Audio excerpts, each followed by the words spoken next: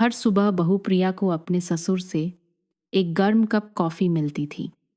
ये एक प्यार भरा देखभाल का इशारा लगता था, लेकिन इस आदत के पीछे एक भयानक, जानलेवा राज छिपा था। आइए इस भयानक सच्चाई का पता लगाएं कि ये क्या है, और नीचे टिप्पणी अनुभाग में अपनी भावनाओं को छोड़ना न भूलें। रोहन के परिवार की पुरानी हवेली दिल्ली के बाहरी इलाके में एक छोटी सी पहाड़ी पर स्थित थी। हालांकि दिन में यह जगह शांतिपूर्ण लगती थी, लेकिन जब भी रात होती थी, दरवाजे की दरारों से हवा की सरसराहट, कदमों के नीचे लकड़ी के फर्श की चरमराती आवाज, यह सब प्रिया को एक अवर्णनीय बेचैनी का एहसास कराता था। आज सुबह वह एक अजीब एहसास के साथ उठी। उसका सिर भारी था, जैसे कि उसने अभी अभी एक भयानक सपना देखा हो, लेकिन सब कुछ इतना धुंधला था कि उसे ठीक से याद नहीं आ रहा था। सपने में उसने खुद को हवेली के लंबे सुनसान गलियारे में खड़ा पाया। पीली धुंधली रोशनी ठंडे पत्थर के फर्श पर पड़ रही थी। दूर से एक काली परछाई धीरे धीरे उसकी ओर बढ़ी। उसकी निर्जीव आंखें उसे घूर रही थीं। प्रिया अचानक जाग गई। उसके माथे पर पसीना था। उसने खुद को समझाने की कोशिश की कि यह सिर्फ एक सपना था, लेकिन बेचैनी का एहसास उसे जकड़े हुए था। रसोई से धातु के टकराने की आवाज आई। उसने धीरे से अपनी भौहें सिकोड़ी। अजीब बात है, इस समय श्री विक्रम सिंह को अपने निजी कमरे में होना चाहिए था। एक ही घर में रहने के बावजूद उसके और उनके बीच कभी भी वास्तविक निकटता नहीं थी। वह कम बोलते थे। उनका चेहरा हमेशा उदास रहता था, जैसे कि वह हमेशा किसी चीज के बारे में सोच रहे हों। और उसने एक अच्छे रिश्ते को बनाने की पूरी कोशिश करने के बावजूद ऐसा लगता था कि उनके बीच एक अदृश्य बाधा थी। प्रिया ने जल्दी से एक ऊनी जैकेट पहनी और सीढ़ियों से नीचे चली गई। सुबह की ठंडी हवा ने उसे कंपा दिया। उसके नंगे पैर ठंडे लकड़ी के फर्श को छू रहे थे। जब वह रसोई में दाखिल हुई तो उसके सामने का दृश्य उसे एक पल के लिए चौंका गया। मेज पर गर्म कॉफी का एक कप भाप छोड़ रहा था। श्री विक्रम सिंह वहां खड़े थे, हाथ में एक चम्मच पकड़े हुए धीरे से हिला रहे थे। उनकी शांत आंखें उसकी ओर थीं। तुम जाग गई हो। उनकी आवाज गहरी और थोड़ी कर्कश थी, जो एक बुजुर्ग व्यक्ति की होती है। प्रिया ने धीरे से अपने होंठ सिकोड़े। उसने श्री विक्रम सिंह को कभी भी अपने अलावा किसी और के लिए कॉफी बनाते नहीं देखा था, जब से वह बहू बनकर आई थी। हर सुबह वह उन्हें खिड़की के पास एक कोने में चुपचाप अपनी गहरी काली कॉफी का आनंद लेते हुए देखती थी, जैसे कि यह एक अपरिवर्तनीय अनुष्ठान हो। लेकिन आज मेज पर एक और कप था। पिताजी, क्या आपने मेरे लिए कॉफी बनाई है? उसने अपनी आवाज को स्वाभाविक रखने की कोशिश करते हुए पूछा। श्री विक्रम सिंह ने धीरे धीरे सिर हिलाया, फिर धीरे से कॉफी का कप उसकी ओर धकेल दिया। पी आओ बेटी, इस ठंडे मौसम में एक गर्म कप कॉफी पीना बहुत बेहतर है। प्रिया ने कॉफी के कप को देखा। उसके मन में एक अजीब सा एहसास पैदा हुआ। आमतौर पर श्री विक्रम सिंह ऐसे व्यक्ति नहीं थे जो दूसरों की पसंद की परवाह करते हों। उन्होंने कभी उससे नहीं पूछा था कि क्या उसे कॉफी पसंद है, और न ही कभी उसे एक कप की पेशकश की थी। वह उनके सामने की कुर्सी पर बैठ गई। उसके हाथ ने धीरे से चीनी मिट्टी के कप के किनारे को छुआ, जिससे उसकी त्वचा में गर्मी महसूस हुई। लेकिन जैसे ही उसने कप को अपने होठों के पास उठाया, उसकी रीढ़ में एक सिहरन दौड़ गई। आज कॉफी की गंध अलग थी। यह अब वैसी समृद्ध, शुद्ध कॉफी बीन्स की गंध नहीं थी, जैसी हर दिन होती थी। इसके बजाय उस तीव्र सुगंध में एक हल्की तीखी गंध मिली हुई थी, जिसे पहचानना बहुत मुश्किल था। लेकिन इससे उसके गले में असहजता महसूस हुई। वह 1 सेकंड के लिए रुकी, लेकिन तुरंत अपनी अभिव्यक्ति छिपा ली। क्या यह नई तरह की कॉफ़ी है पिताजी? उसने धीरे से पूछा। उसकी आंखें अभी भी उसके हाथ में कॉफ़ी के कप पर टिकी थीं। श्री विक्रम सिंह ने उसे एक पल के लिए देखा। उनके होंठों के कोने थोड़े से ऊपर उठे, जैसे कि वह किसी चीज़ का इंतज़ार कर रहे हों। मैंने नई बीन्स पीसी हैं, कोशिश करके देखो कि क्या यह तुम्हारे स्वाद के अनुकूल है। प्रिया धीरे से मुस्कुराई, लेकिन उसके मन में एक अवचेतन रक्षात्मकता शुरू हो गई थी। उसने धीरे से अपने होठों से कप लगाया, जैसे कि वह इसका आनंद ले रही हो, लेकिन वास्तव में उसने एक भी बूंद अपनी जीभ को छूने नहीं दी। उसने कप नीचे रखा, सिर हिलाया। स्वाद थोड़ा मजबूत है, लेकिन मुझे अभी भी यह पसंद है। श्री विक्रम सिंह की आंखें एक पल के लिए गहरी हो गईं, लेकिन केवल एक पल के लिए। उन्होंने अपनी कॉफ़ी का कप उठाया, एक छोटा घूंट लिया, लेकिन प्रिया ने देखा कि उन्होंने वास्तव में नहीं पिया। यह सिर्फ होठों का एक बहुत हल्का स्पर्श था। फिर उन्होंने तुरंत कप नीचे रख दिया। मेज के नीचे उसका हाथ अनजाने में कस गया। अगर यह कॉफ़ी पूरी तरह से सामान्य थी, तो उन्होंने इसे हमेशा की तरह क्यों नहीं पिया? रसोई में माहौल भारी हो गया। प्रिया स्पष्ट रूप से महसूस कर सकती थी कि श्री विक्रम सिंह की आंखें उसके हर छोटे इशारे को देख रही हैं। वह जानती थी कि वह बहुत स्पष्ट रूप से संदेह नहीं दिखा सकती।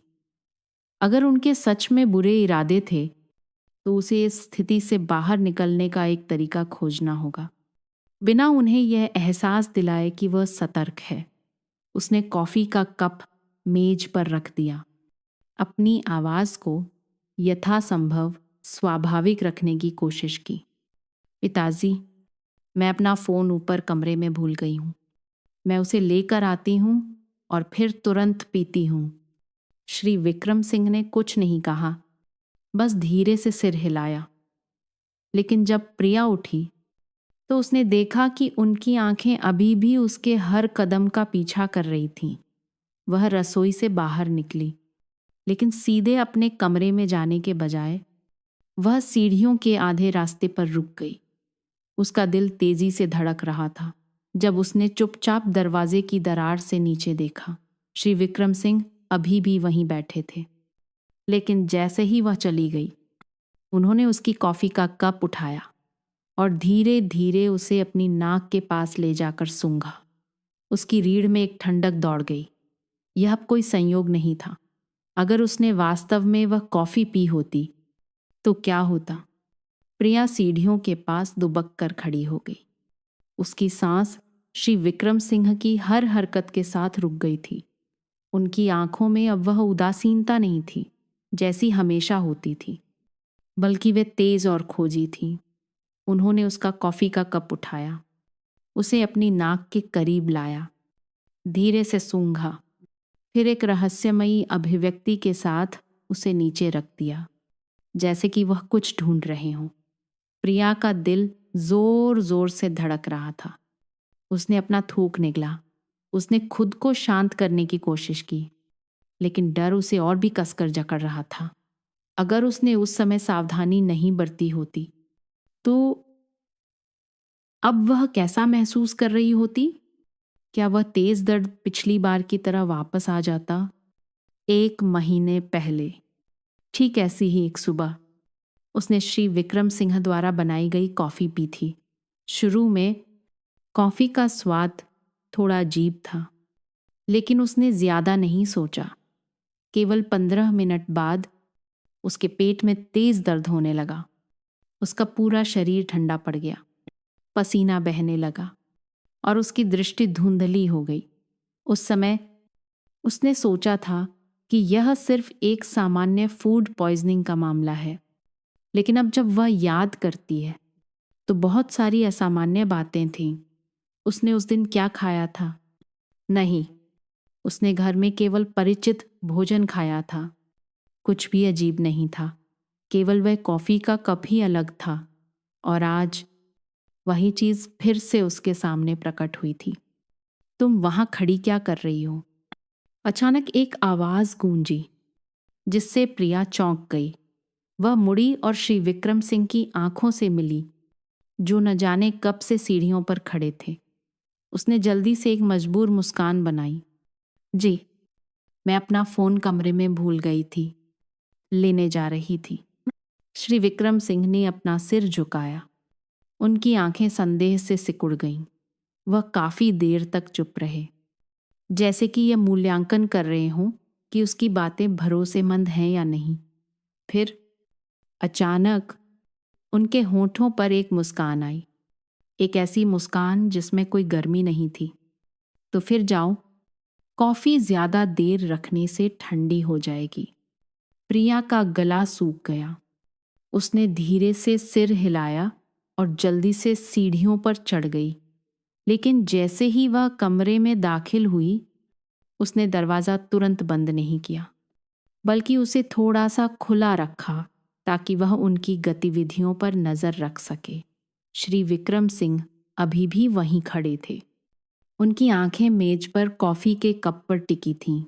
फिर एक अजीब सी प्रतिक्रिया में उन्होंने फिर से उसका कप उठाया। इस बार उन्होंने उसे धीरे से हिलाया भी, जैसे कि कुछ जांच रहे हों। प्रिया की छाती में जकड़न महसूस हुई। यह स्पष्ट था कि वह जांच रहे थे कि उसने पिया है या नहीं। उसकी रीढ़ में एक ठंडक दौड़ गई। एक भयानक विचार उसके दिमाग में आया। अगर उनके पास छिपाने के लिए कुछ नहीं था, तो वे ऐसा क्यों कर रहे थे? उसने धीरे से कमरे का दरवाजा बंद कर दिया। उसके हाथ कांप रहे थे जब उसने कुंडी लगाई। उसका पूरा शरीर अचानक कमजोर हो गया। वह एक बात निश्चित रूप से जानती थी, श्री विक्रम सिंह उतने सरल नहीं थे जितना उसने सोचा था। उसे खुद को सुरक्षित रखने की जरूरत थी, लेकिन वह उन पर शक किए बिना उनका सामना कैसे कर सकती थी? उस दोपहर प्रिया हमेशा की तरह नीचे आई, अपने चेहरे पर सबसे स्वाभाविक भाव रखने की कोशिश कर रही थी। लेकिन जब वह लिविंग रूम में दाखिल हुई, तो श्री विक्रम सिंह पहले से ही वहां बैठे थे। उनकी आंखें जैसे उसका इंतजार कर रही थीं। तुमने आज सुबह कॉफी क्यों नहीं पी? उनकी आवाज शांत थी, लेकिन उसमें कुछ ऐसा था जिससे उसे भारी दबाव महसूस हुआ। प्रिया 1 सेकंड के लिए रुकी, फिर तुरंत शांति से मुस्कुराई। जी, मैंने पी थी, लेकिन आज सुबह मैं थोड़ी जल्दी में थी, बस कुछ घूंट ही ले पाई। श्री विक्रम सिंह की आंखों में एक तेज चमक आई। अच्छा, वह फीकी हंसी हंसे, फिर धीरे धीरे उठे। तो ठीक है, यह कहकर वह रसोई में चले गए। लेकिन प्रिया जानती थी कि बातचीत यहीं खत्म नहीं हुई है। उसने अपने कपड़ों को कसकर पकड़ लिया। उसे सब कुछ पता लगाने की जरूरत थी, लेकिन वह बिना पकड़े कैसे आगे बढ़ सकती थी? उस रात वह सो नहीं पाई। उसके दिमाग में लगातार सवाल गूंज रहे थे। वे कॉफी के कप पर इतना विशेष ध्यान क्यों दे रहे थे? उनकी नजर इतनी तेज क्यों थी? क्या वह बहुत ज्यादा कल्पना कर रही थी? लेकिन जितना अधिक उसने सोचा, उतनी ही अधिक वह बेचैन महसूस करने लगी। उसे जांच करने की जरूरत थी। प्रिया चुपचाप बिस्तर से उठी, बहुत धीरे से कमरे का दरवाजा खोला, फिर दबे पांव सीढ़ियों से नीचे चली गई। दीवार पर लगी घड़ी में सुबह के 2 बज रहे थे। पूरी हवेली अंधेरे में डूबी हुई थी। वह रसोई के दरवाजे के सामने रुक गई। दरवाजे की दरार से ठंडी हवा का एक झोंका आया, जिससे वह अनजाने में कांप गई। उसने एक गहरी सांस ली, फिर धीरे से दरवाजा खोला। खिड़की से चांद की रोशनी अंदर आ रही थी, जिससे फर्श पर एक धुंधली रोशनी की लकीर बन रही थी। रसोई में सब कुछ भयानक रूप से शांत था, लेकिन जैसे ही उसने एक और कदम बढ़ाया, वह अचानक रुक गई। किचन काउंटर पर सुबह का कॉफी का कप अभी भी वैसा ही रखा था। वह स्तब्ध खड़ी रह गई। अगर श्री विक्रम सिंह को सच में विश्वास था कि उसने पी लिया है, तो उन्होंने इसे फेंका क्यों नहीं? प्रिया कांपते हुए पास गई, ध्यान से कप उठाया, कप के तल पर काली कॉफी की परत चमक रही थी। उसने धीरे से कप को झुकाया ताकि चांद की रोशनी उस पर पड़े, और तुरंत उसका दिल रुक गया। कप के तल पर एक महीन पाउडर की परत जमी हुई थी। उसकी आंखें बड़ी हो गईं। एक ठंडक उसके हर कोशिका से होकर गुजरी। यह क्या था? उसे यह जानने के लिए चखने की जरूरत नहीं थी कि यह कुछ सामान्य नहीं था। डर अपनी चरम सीमा पर पहुंच गया। उसने जल्दी से कप नीचे रखा, मुड़ी और तेजी से अपने कमरे की ओर भागी। कमरे का दरवाजा उसके पीछे जोर से बंद हो गया, लेकिन उसके दिल की धड़कन अभी भी थम नहीं रही थी। उसने अपने हाथों को कसकर पकड़ लिया, शांत होने की कोशिश की। उसे कुछ करना था। वह अब चुप नहीं रह सकती थी। उसे सबूत चाहिए था, और सबसे बढ़कर उसे बहुत देर होने से पहले सच्चाई का पता लगाना था। प्रिया सीढ़ियों की रेलिंग के पास सटी खड़ी थी। उसकी आंखें रसोई के दरवाजे की दरार पर टिकी थीं। उसका दिल उसकी छाती में जोर से धड़क रहा था। हर धड़कन इतनी तेज थी कि वह उसे सुन सकती थी। आसपास की हवा जैसे जम गई थी। केवल उसकी सांसें तेज हो रही थीं। वह उस आदमी से अपनी आंखें नहीं हटा सकती थी जो रसोई में खड़ा था। श्री विक्रम सिंह हमेशा की तरह शांत दिख रहे थे, लेकिन आज कुछ बहुत अलग था। उन्होंने अपनी आदत के अनुसार अपनी कॉफी का कप नहीं पिया।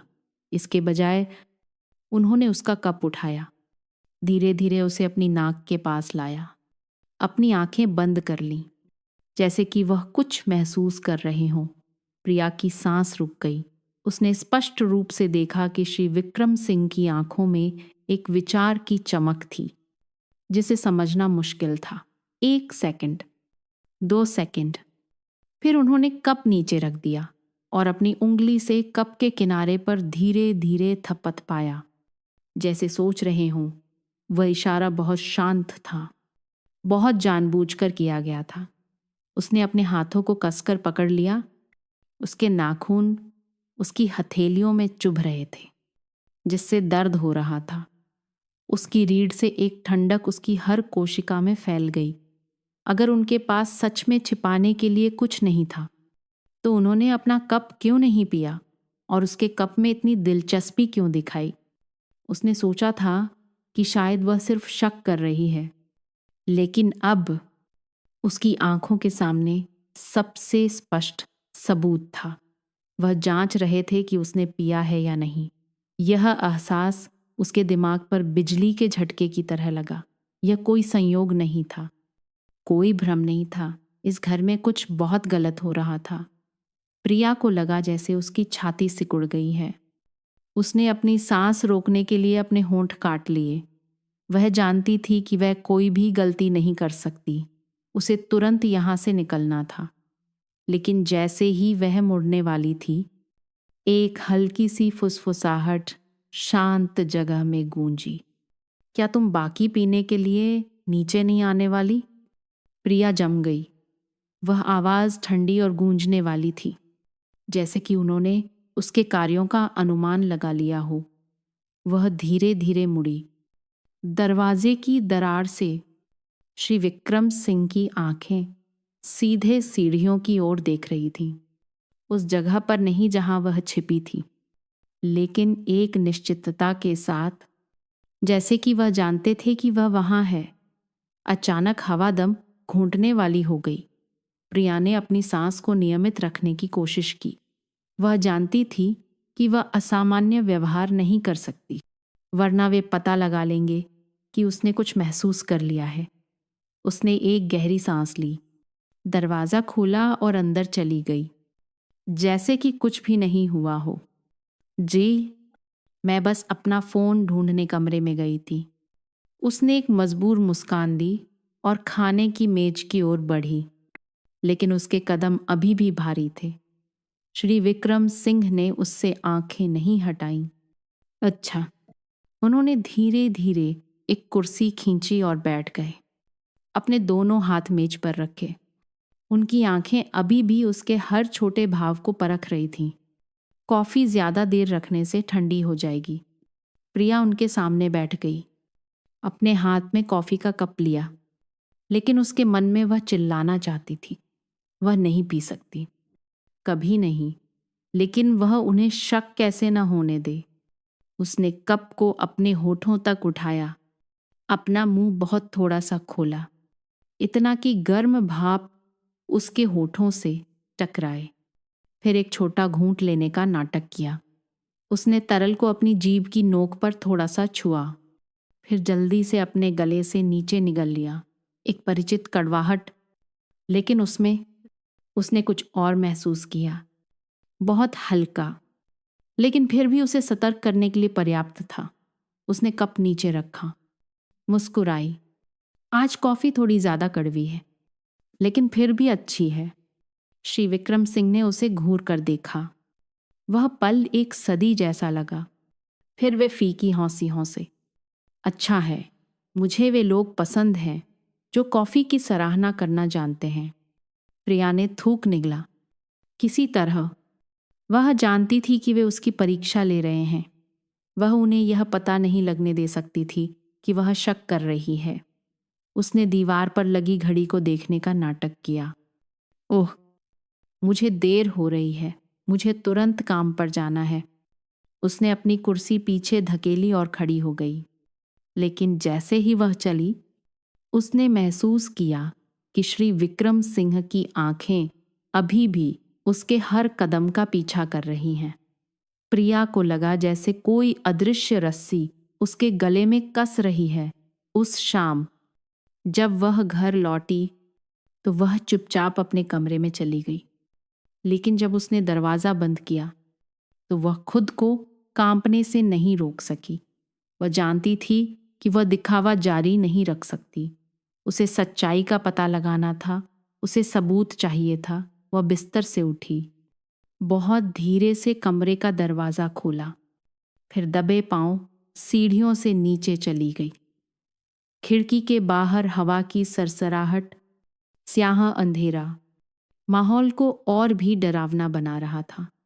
वह रसोई में दाखिल हुई, चारों ओर देखा, सब कुछ वैसा ही था। लेकिन फिर जब उसने और ध्यान से देखा तो उसकी आंखें चौड़ी हो गईं। रसोई की शेल्फ पर कॉफी मेकर के पीछे एक छिपे हुए कोने में एक छोटी बिना लेबल वाली कांच की बोतल थी। उसके हाथ कांप रहे थे जब उसने उसे उठाया। ढक्कन कसकर बंद था, लेकिन जब उसने उसे अपनी नाक के पास ले जाकर सूंघा तो एक तीखी धातु जैसी गंध उसकी नाक में घुस गई, जिससे उसे हल्की खांसी आ गई। उसने अपने हाथों को कसकर पकड़ लिया। उसकी आंखें चौड़ी हो गईं। यह असंभव था। उसने रसोई के दरवाजे की ओर देखा।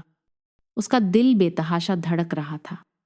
अगर यह वास्तव में वही था जो वह सोच रही थी, तो इसका मतलब था कि श्री विक्रम सिंह उसे जहर देने की कोशिश कर रहे थे। और अगर ऐसा था तो क्या उसकी सास अंजलि भी इसी से गुजरी थी? अचानक एक याद ताजा हो गई। 5 साल पहले जब प्रिया बहू बनकर नहीं आई थी, उसने रोहन को अपनी माँ के बारे में बात करते हुए सुना था। वह लंबे समय तक पेट दर्द के बाद मर गई थी, जिसे तीव्र यकृत विफलता अक्यूट लिवर फेलियर के रूप में निदान किया गया था।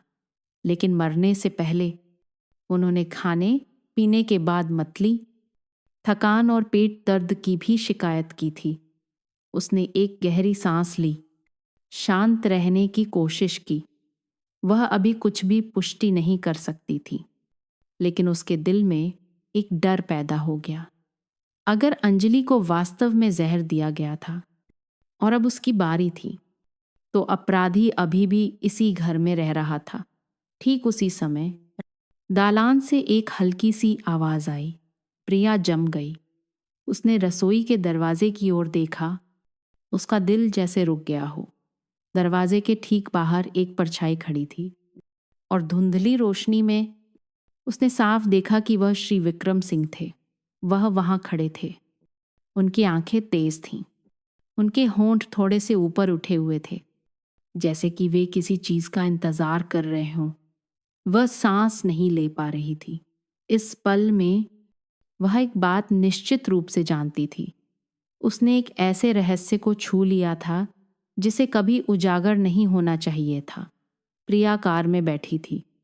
उसके दोनों हाथ स्टीयरिंग व्हील पर इतनी कसकर जकड़े हुए थे कि उसकी उंगलियों के पोर सफ़ेद हो गए थे। उसका दिमाग अभी भी पिछली रात के अंधेरे में खड़े श्री विक्रम सिंह की छवि से घूम रहा था। उनकी आंखें एक शिकारी जानवर की तरह तेज थीं, जिसने अपने शिकार को खोज लिया हो। उसे अब कोई शक नहीं था, वह खतरे में थी। लेकिन बड़ा सवाल यह था कि क्यों? क्या वे उसे मारने की कोशिश कर रहे थे? अगर ऐसा है तो किस कारण से? फिर एक भयानक विचार उसके दिमाग में आया। उसकी सास अंजलि, क्या उनकी मौत सच में एक दुर्घटना थी? उसने थूक निगला और कार स्टार्ट की। आज उसे जवाब चाहिए थे। वह सबसे पहले श्रीमती वर्मा के पास गई, जो हवेली के ठीक बगल में रहने वाली एक पड़ोसी थी।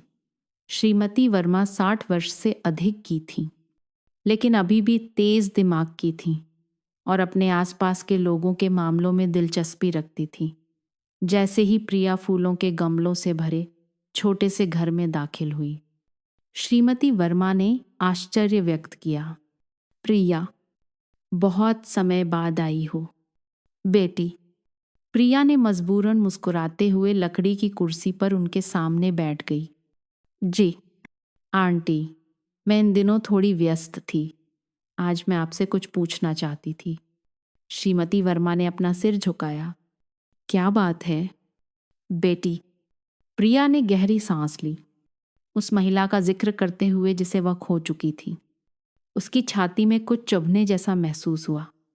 क्या आपको याद है जब मेरी सास जीवित थीं, क्या उन्होंने कभी अपने स्वास्थ्य के बारे में शिकायत की थी? श्रीमती वर्मा ने अपनी भौहें सिकोड़ी। अतीत को याद करते हुए उनकी आंखों में उदासी छा गई। हाँ बेटी, तुम्हारी सास बहुत ही नेक और मेहनती महिला थीं, लेकिन अपनी मृत्यु से लगभग 1 साल पहले वह बहुत कमज़ोर हो गई। वह हमेशा थकान और पेट दर्द की शिकायत करती थीं। प्रिया को लगा कि उसका दिल सिकुड़ गया है। पेट दर्द, क्या आपको याद है कि उन्होंने इसके बारे में क्या कहा था? श्रीमती वर्मा ने सिर हिलाया। उनकी आवाज़ थोड़ी गहरी हो गई। उन्होंने कहा था कि खाने के बाद ही उनका पेट खराब हो जाता है। कभी कभी मतली भी होती थी। डॉक्टर ने कहा कि यह सिर्फ पाचन संबंधी विकार है, लेकिन वह अक्सर पीली दिखती थी। कई बार उन्होंने मुझसे कहा था कि उन्हें शक है कि कुछ गड़बड़ है। प्रिया ने अपने दोनों हाथों को कसकर पकड़ लिया। क्या यह वही लक्षण नहीं थे जो उसने श्री विक्रम सिंह की कॉफ़ी पीने के बाद अनुभव किए थे? उसने थूक निगला। उसकी आवाज़ थोड़ी कांप गई। क्या आपको याद है कि उन दिनों मेरी सास ने क्या खाया था? श्रीमती वर्मा ने एक पल के लिए सोचा, फिर कहा, वह ज़्यादातर घर का बना खाना ही खाती थीं, बाहर ज़्यादा नहीं जाती थीं। लेकिन एक बात थी, वह बहुत कॉफ़ी पीती थीं, जबकि पहले उन्हें यह आदत नहीं थी। प्रिया चौंक गई। कॉफ़ी? हाँ, तुम्हारे ससुर हर सुबह उनके लिए बनाते थे। वह कहते थे कि कॉफ़ी उन्हें जगाए रखने में मदद करती है और दिल के लिए अच्छी होती है। उसका दिल सिकुड़ गया। उसने शांत रहने की कोशिश की, मजबूरन मुस्कुराई। तो मरने से पहले क्या उनके स्वास्थ्य में कोई विशेष लक्षण थे? श्रीमती वर्मा ने आह भरी। उनकी आंखें उदास हो गईं। वह बहुत तेजी से पतली हो गईं। उनकी त्वचा पीली पड़ गई। जब उन्हें अस्पताल में भर्ती कराया गया तो डॉक्टरों ने कहा कि उनका लिवर बुरी तरह से खराब हो गया था और उन्हें बचाया नहीं जा सका। Liver failure. श्रीमती वर्मा के हर शब्द प्रिया के दिमाग में पहेली के टुकड़ों की तरह जुड़ रहे थे। अंजलि की मृत्यु तीव्र यकृत विफलता से हुई थी और उससे पहले उन्हें पेट दर्द, मतली और पीली त्वचा के लक्षण थे। ये सभी भारी धातु विषाक्तता के लक्षणों से मेल खाते थे। प्रिया को लगा कि उसका शरीर ठंडा पड़ गया है। अगर यह वास्तव में एक संयोग था तो यह बहुत डरावना था, लेकिन अगर नहीं तो इसका मतलब था कि किसी ने अंजलि को जहर दिया था। उस दोपहर प्रिया डॉक्टर गुप्ता के निजी क्लिनिक गई, जिन्होंने अंजलि की मृत्यु से पहले उनका इलाज किया था। 40 वर्ष से अधिक उम्र के डॉक्टर का चेहरा दयालु था, लेकिन उनकी आंखों में वर्षों के काम के बाद की थकान दिखाई दे रही थी। जब प्रिया ने अपनी सास का उल्लेख किया तो वे थोड़े आश्चर्यचकित हुए। अंजलि जी, मुझे अभी भी याद है, जब उन्हें अस्पताल में भर्ती कराया गया था तो वे बहुत कमज़ोर थीं।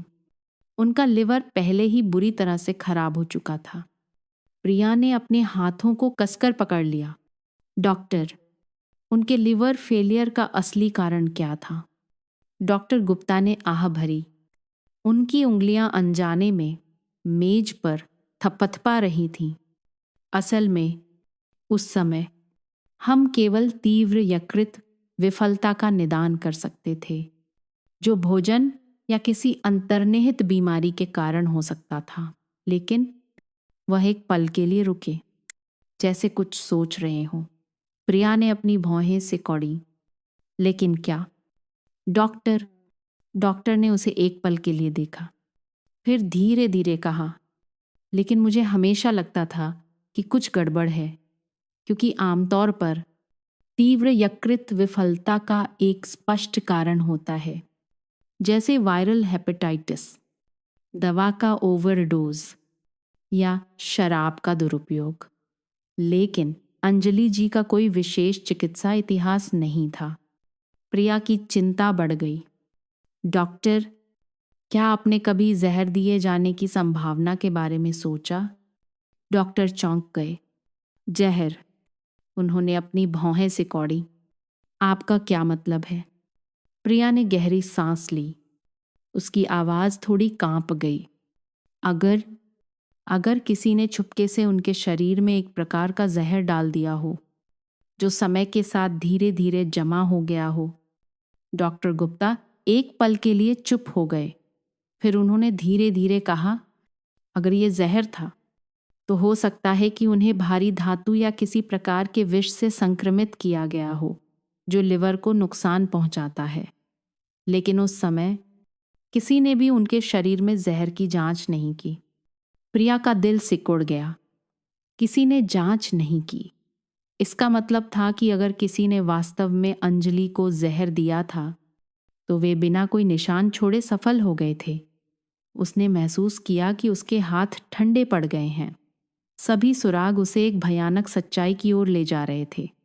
क्या यह संभव था कि उसके ससुर ने ही उसकी सास को जहर दिया हो? और अगर यह सच था तो इसका मतलब था कि अब वह अगली शिकार थी। प्रिया कमरे के अंधेरे में खड़ी रही, हवेली की हर छोटी से छोटी आवाज को सुन रही थी। दीवार पर लगी घड़ी में सुबह के 2 बज रहे थे।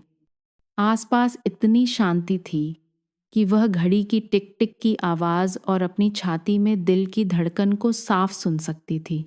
खिड़की की दरार से ठंडी हवा आ रही थी, लेकिन उसे जो कंपकंपी महसूस हो रही थी वह तापमान के कारण नहीं, बल्कि डर के कारण थी, जो उसके दिल में लहरों की तरह उठ रहा था। वह जानती थी कि वह बिना कुछ किए सिर्फ शक नहीं कर सकती। अगर वह सही थी, अगर वह रहस्यमयी पदार्थ वास्तव में मौजूद था, तो वह पहले से कहीं ज्यादा खतरे में थी। लेकिन अगर वह गलत थी, अगर यह सिर्फ उसकी कल्पना थी, तो इसका मतलब था कि वह खुद को अनावश्यक रूप से डर की स्थिति में धकेल रही थी। उसने एक गहरी सांस ली। खुद को शांत करने के लिए अपने कपड़ों के किनारे को कसकर पकड़ लिया। इसे पुष्टि करने का केवल एक ही तरीका था, उसे रसोई में जाकर सबूत खोजना था। वह चुपचाप बिस्तर से उठी। उसके नंगे पैर ठंडे लकड़ी के फर्श पर पड़े। उसने बहुत धीरे से कमरे का दरवाज़ा खोला, बस इतना कि वह बाहर निकल सके। दालान स्याह अंधेरा था। दूर से सड़क की बत्ती की रोशनी खिड़की से होकर फर्श पर धुंधली धारियां बना रही थी। प्रिया बहुत धीरे धीरे चली, एक एक कदम, कोशिश कर रही थी कि लकड़ी का फर्श कोई आवाज न करे। जब वह रसोई के पास पहुंची तो वह रुक गई और फिर से सुनने लगी। उसकी अपनी सांस के अलावा कोई और आवाज नहीं थी। उसने दरवाजे के हैंडल पर अपना हाथ रखा, धीरे से धक्का दिया। दरवाजा एक छोटी सी चरमराती आवाज के साथ खुला। प्रिया तुरंत तनाव में रुक गई। अपनी सांस रोककर इंतजार करने लगी। 1 सेकंड, 2 सेकंड, 3 सेकंड बीत गए। कोई नहीं जागा। उसने राहत की सांस ली, फिर अंदर घुस गई और दरवाजा अपने पीछे बंद कर लिया। रसोई में माहौल उदास और भयानक रूप से शांत था। बाहर से आने वाली धुंधली रोशनी में सब कुछ सामान्य लग रहा था। खाने की मेज अभी भी साफ सुथरी थी। कॉफी मेकर एक कोने में चुपचाप पड़ा था। लेकिन प्रिया जानती थी कि रहस्य सतह पर नहीं, बल्कि गहराई में छिपा है। उसने खोजना शुरू किया। हर दराज खोली, हर कैबिनेट का कोना छान मारा। कोशिश कर रही थी कि कुछ भी ज्यादा अस्त व्यस्त न हो। उसके हाथ मसालों की हर बोतल पर फिरे। चीनी, नमक, मसालों के हर डिब्बे की जांच की। सभी पर लेबल लगे थे, लेकिन कुछ भी असामान्य नहीं था। लेकिन फिर जब उसकी नज़र किचन कैबिनेट के सबसे अंदर के कोने पर पड़ी, तो उसका दिल अचानक सिकुड़ गया। एक छोटी, बिना लेबल वाली कांच की बोतल अंदर गहराई में धकेली हुई थी, जैसे किसी ने उसे जानबूझकर छिपाया हो। उसकी सांस रुक गई। उसने उसे उठाने के लिए अपना हाथ बढ़ाया। एक ठंडक उसकी हथेली से होकर गुजरी। बोतल का ढक्कन कसकर बंद था। उसने धीरे धीरे उसे घुमाकर खोला। जैसे ही ढक्कन खुला, एक तीखी, अजीब गंध उसकी नाक में घुस गई, जिससे उसे अपना मुंह ढककर पीछे हटना पड़ा। उसने अपनी सांस को नियंत्रित करने की कोशिश की, लेकिन उसके दिल में एक अत्यधिक घबराहट पैदा हो गई। यह गंध किसी भी मसाले की नहीं थी जिसे वह जानती थी। इसमें एक बहुत ही हल्की धातु की भावना थी, एक अप्रिय और अत्यंत परिचित गंध, ठीक वैसी ही जैसी उसने अपनी कॉफी के कप में महसूस की थी। उसने महसूस किया कि उसके शरीर की हर कोशिका कांप रही है। वह सही थी। इस रसोई में कुछ असामान्य था, कुछ ऐसा जिसने शायद उसकी सांस को मार डाला था। उसने अपने हाथों को कसकर पकड़ लिया, कंपकंपी को नियंत्रित करने की कोशिश की। वह इस समय भावनाओं को हावी नहीं होने दे सकती थी। उसे वास्तविक सबूत चाहिए था।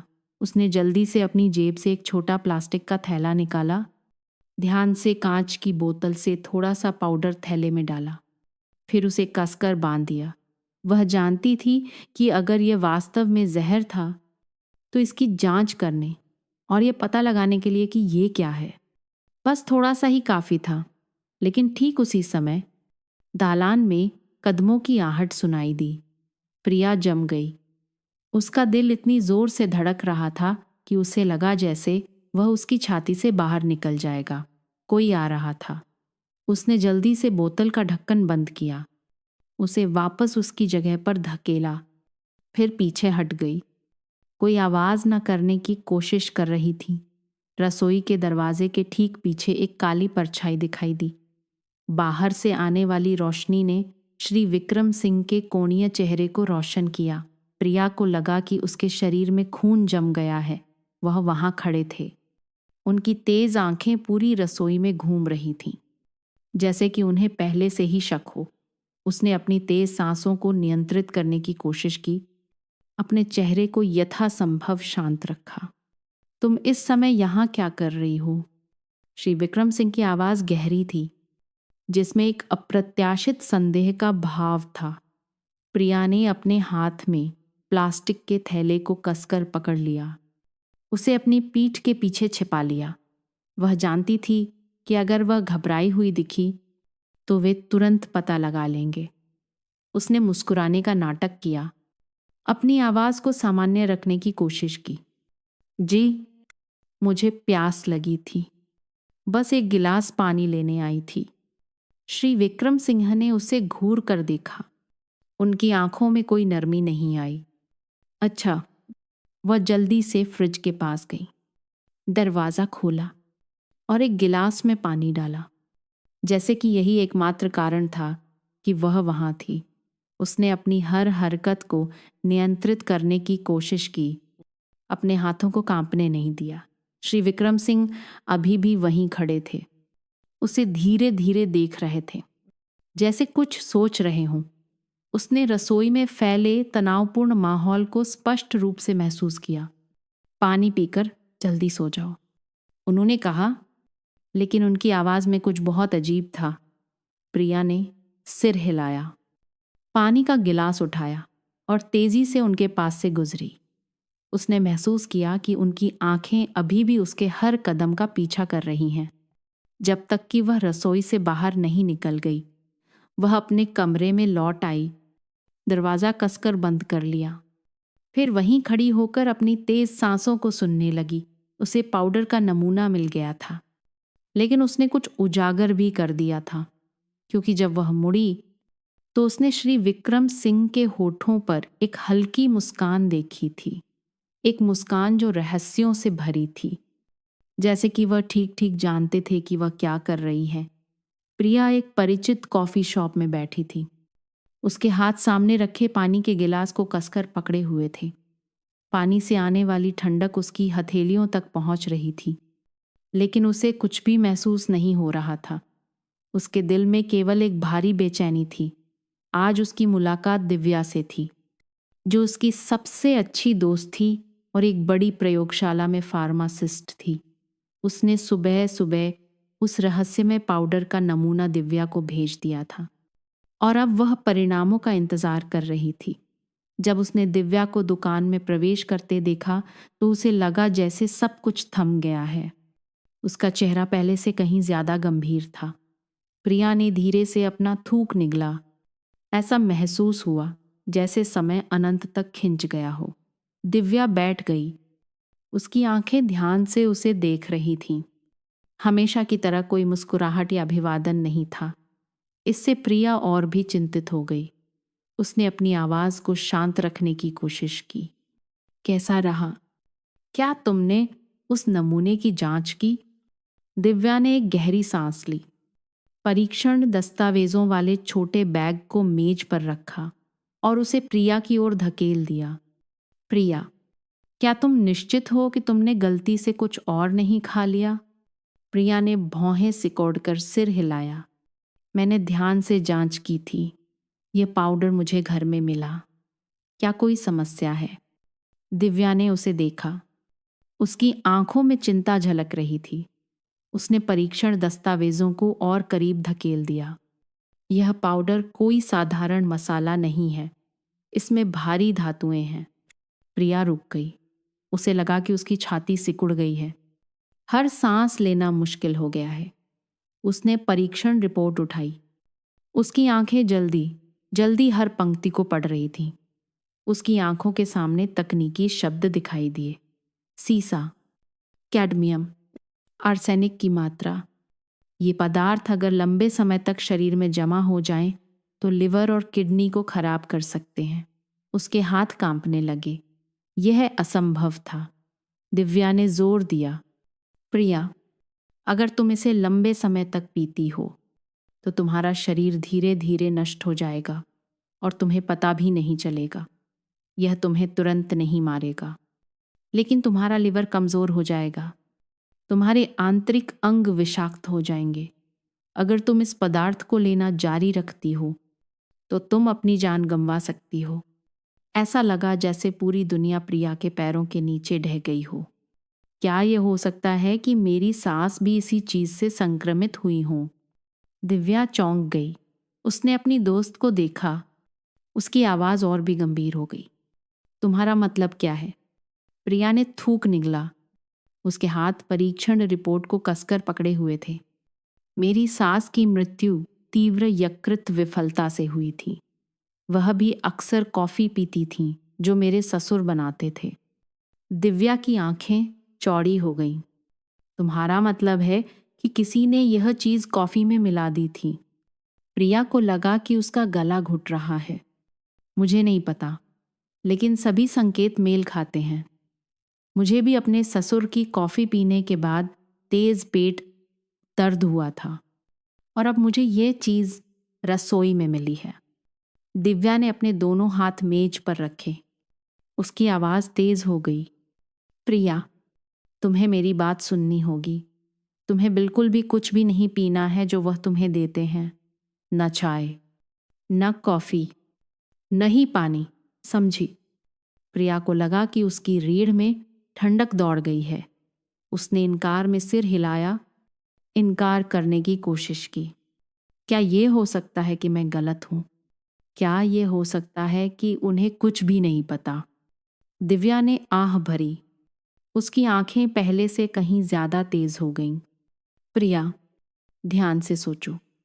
भारी धातुओं से भरा एक पाउडर का जार रसोई में छिपा हुआ है, ठीक उस जगह के पास जहां तुम्हारे ससुर कॉफी बनाते हैं। एक महिला लिवर फेलियर से मर चुकी है। अब तुम में भी वही लक्षण दिखाई दे रहे हैं। क्या तुम्हें लगता है कि यह सिर्फ एक संयोग है?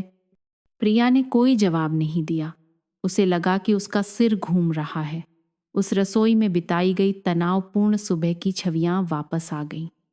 श्री विक्रम सिंह की खोजी निगाहें, कॉफी के कप के बारे में उनके रहस्यमय सवाल। जिस तरह से उन्होंने कॉफी के कप को देखा जब उसने घूंट लेने का नाटक किया, उसे वह पल याद आया जब वह पिछली रात रसोई के दरवाजे पर खड़े थे। उनकी आंखें तेज थीं जब उन्होंने उसे अपनी रसोई में छानबीन करते देखा। शायद यह सब कुछ आकस्मिक नहीं था। दिव्या ने उसका हाथ पकड़ लिया। उसकी आवाज पहले से कहीं ज्यादा गंभीर हो गई। तुम्हें तुरंत उस घर को छोड़ देना चाहिए। प्रिया ने अपने दोस्त को देखा। उसकी आंखें भ्रम से भरी थीं।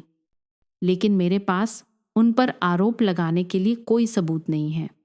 अगर मैं अभी चली जाती हूं तो क्या यह उन्हें और भी संदिग्ध नहीं बना देगा?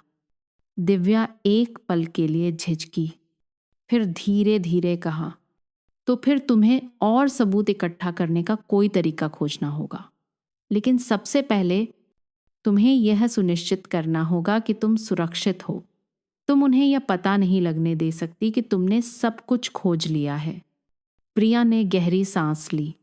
वह जानती थी कि दिव्या सही थी। वह कुछ भी उजागर नहीं कर सकती थी। उसे एक प्यारी पत्नी, एक आज्ञाकारी बहू की भूमिका निभानी थी, जबकि वह चुपके से सच्चाई का पता लगा रही थी। उसने सिर हिलाया, अपने हाथों को कसकर पकड़ लिया। मैं सावधान रहूंगी, लेकिन मैं इस मामले को जाने नहीं दूंगी। दिव्या ने उसे देखा। उसकी आंखों में चिंता झलक रही थी। तुम्हें मुझसे वादा करना होगा। अगर कोई भी खतरे का संकेत मिलता है तो तुम्हें तुरंत वहां से निकलने का कोई तरीका खोजना होगा। जब भी तुम्हें जरूरत होगी, मैं तुम्हारी मदद करूंगी। प्रिया ने एक मजबूर मुस्कान दी। धन्यवाद दिव्या, मैं वादा करती हूं। लेकिन अपने दिल की गहराई में वह जानती थी कि यह सिर्फ शुरुआत थी। वह सच्चाई जान चुकी थी और वह तब तक नहीं रुकेगी जब तक वह सब कुछ उजागर नहीं कर देती। लेकिन साथ ही उसने एक बात महसूस की। वह एक बहुत ही खतरनाक खेल खेल रही थी। बस एक गलत कदम और शायद उसे कभी वापस आने का मौका नहीं मिलेगा। अगली सुबह प्रिया अपने दिल में एक भारीपन के साथ उठी। पिछली रात वह लगभग सोई ही नहीं थी। दिव्या ने जो कहा था वह उसके दिमाग में गूंजता रहा। भारी धातुएं, लिवर फेलियर, एक लंबी जहर देने की योजना। अगर उसके संदेह सच थे तो इसका मतलब था कि श्री विक्रम सिंह कई सालों से चुपचाप ये कर रहे थे। थोड़ा थोड़ा करके, एक एक बूंद, जब तक कि शिकार विरोध नहीं कर सका। आज उसे एक स्पष्ट उत्तर चाहिए था। वह सीढ़ियों से नीचे उतरी। उसकी हथेलियां पसीने से भीगी हुई थीं। जब वह रसोई में पहुंची तो उसने श्री विक्रम सिंह को हमेशा की तरह वहां खड़े देखा। कॉफी मेकर के पास मेज पर 2 कप कॉफी भाप छोड़ रही थी। एक उसके लिए, एक उनके लिए। कमरे में माहौल शांतिपूर्ण लग रहा था, लेकिन प्रिया को लगा कि कुछ अलग है। श्री विक्रम सिंह ने उसे देखा। उनकी आंखें अभी भी शांत थीं, लेकिन उनमें कुछ सामान्य से ज्यादा तेज था। तुम जाग गई। आज ठंड है। गर्म होने के लिए कॉफी पियो। उनकी आवाज अभी भी गहरी थी, लेकिन प्रिया उनके हर शब्द में एक सूक्ष्म अवलोकन महसूस कर सकती थी। उसने एक गहरी सांस ली, कुर्सी खींची और उनके सामने बैठ गई। अपनी आवाज को यथासंभव स्वाभाविक रखने की कोशिश की। धन्यवाद पिताजी, आज कॉफी की बहुत अच्छी खुशबू आ रही है। उसने मेज पर रखे 2 कप कॉफी को देखा। कॉफी के कप से गर्म भाप उठ रही थी, लेकिन उसके लिए यह सिर्फ एक सामान्य कप कॉफी नहीं थी। यह एक मौत की सजा हो सकती थी। आज वह कॉफी के कपों को बदल देगी। उसे ठीक से जानना था कि उसमें क्या है। उसने जम्हाई लेने का नाटक किया। धीरे से अपने हाथ से अपने कॉफी के कप को छूने का इशारा किया। एक अनजाने में की गई हरकत की तरह उसने धीरे से उसे श्री विक्रम सिंह की ओर धकेल दिया, जबकि उनके कप को अपनी ओर खींच लिया। सब कुछ बस 1 सेकंड में हुआ। उसने कॉफी का कप अपने होठों तक उठाया, जैसे कि वह उसकी तीव्र सुगंध का आनंद ले रही हो, लेकिन वास्तव में उसने नहीं पिया। उसने केवल श्री विक्रम सिंह को देखा, जो अपने सामने का कॉफी का कप उठा रहे थे। वही कप जो पहले उसके लिए था। उसने अपनी सांस रोक ली। उन्होंने एक छोटा घूंट लिया और तुरंत रुक गए। श्री विक्रम सिंह का चेहरा तुरंत नहीं बदला, लेकिन प्रिया ने बहुत स्पष्ट रूप से देखा कि उनकी आंखों में एक तेज चमक, एक सतर्कता की चमक दिखाई दी। उन्होंने कॉफी का कप मेज पर रख दिया। आगे नहीं पिया। रसोई अभी भी कागज की तरह शांत थी। 2 कपों से कॉफी की सुगंधित गंध निकल रही थी, लेकिन प्रिया को केवल वह गंध भारी महसूस हो रही थी, जैसे कोई चीज उसके गले को कस रही हो। सामने श्री विक्रम सिंह ने उससे आंखें नहीं हटाईं। उनकी आंखें इतनी तेज थीं जैसे वे उसकी त्वचा की हर परत, उसके दिमाग में गहरे छिपे हर विचार को भेदना चाहती हों। तुमने अभी पिताजी की कॉफी के साथ क्या किया? उनकी आवाज गहरी और धीमी थी, लेकिन एक अदृश्य दबाव के साथ जिसने उसके शरीर की हर कोशिका को तनावग्रस्त कर दिया। वह सवाल सिर्फ एक जिज्ञासा नहीं था, बल्कि एक जांच थी, एक छिपी हुई चेतावनी थी। प्रिया को लगा कि उसकी रीढ़ में एक ठंडी लहर दौड़ गई है, लेकिन वह जानती थी कि वह घबराहट का कोई भी संकेत नहीं दिखा सकती। उसे अपने हर भाव, हर नजर, हर सांस को नियंत्रित करना था, वरना थोड़ी सी भी चूक से श्री विक्रम सिंह तुरंत पहचान जाते। उसने एक बहुत ही हल्की सांस ली, अपने होठों को थोड़ा सा ऊपर उठाया और मुस्कुराई, जैसे कि उनका सवाल कुछ बहुत ही सामान्य हो। आप क्या कह रहे हैं पिताजी? शायद मैंने गलती से कब बदल दिए।